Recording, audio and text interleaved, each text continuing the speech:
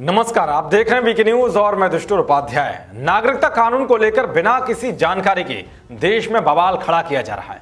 देश भर के मुसलमान सड़कों पर उतरकर इस कानून के विरोध की आड़ में हंगामा काट रहे हैं। जो लोग इस कानून का विरोध कर रहे हैं, असल में उनमें से अधिकतर लोग ऐसे हैं जिन्हें यही नहीं पता है कि ये कानून है क्या और इसके तहत क्या प्रावधान है। और इसमें भी सबसे ज्यादा तादाद उन युवाओं की है जिनके बीच कुछ लोगों की ओर से धर्म का जहर घोलते हुए बेवजह भड़काया जा रहा है। जिससे भी पूछो वो यही कहता है कि इस कानून से हमारी नागरिकता खतरे में है और हमें भारत छोड़ना पड़ेगा।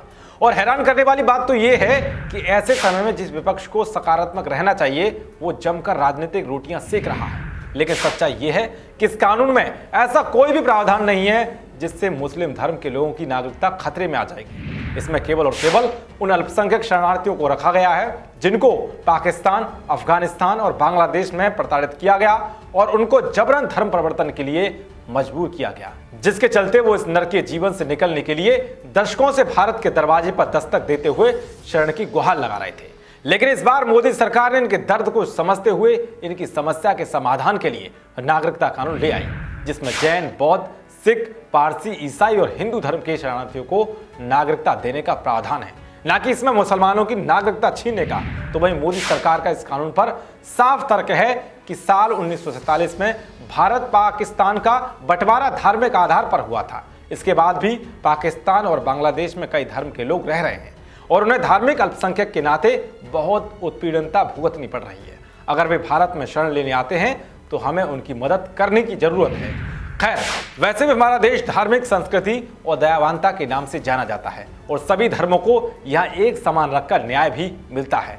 लेकिन फिर भी कुछ लोग इसे धर्म के नाम पर बांटने की कोशिश करते हुए आए हैं। इन सब बातों के बीच अब सवाल यह है कि ऐसे कितने गैर मुस्लिम शरणार्थी हैं जो भारत में रह रहे हैं और उनको भारत की नागरिकता मिलने से देश की आबादी पर क्या प्रभाव पड़ेगा।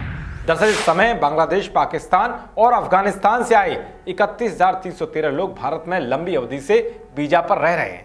सीएबी से इन्हें तुरंत फायदा होगा। इसमें 25,000 से अधिक हिंदू, 5800 सिख, 55 ईसाई, 2 बौद्ध और 2 पारसी नागरिक शामिल हैं। देखा जाए तो इससे हमारी आबादी पर खास असर पड़ने वाला नहीं है।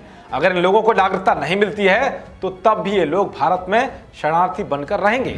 इसके अलावा भारत सरकार ने 2015 में 4300 पाकिस्तान से आए हिंदू और सिख शरणार्थियों को शरण दी और पाकिस्तान से आए ये शरणार्थी गुजरात के अहमदाबाद और सूरत, राजस्थान के जोधपुर, जैसलमेर, बीकानेर और जयपुर में रह रहे हैं। खैर, अब सवाल उन लोगों से है जो धर्म के नाम पर दो समुदाय के बीच जहर घोलकर सौहार्द बिगाड़ रहे हैं।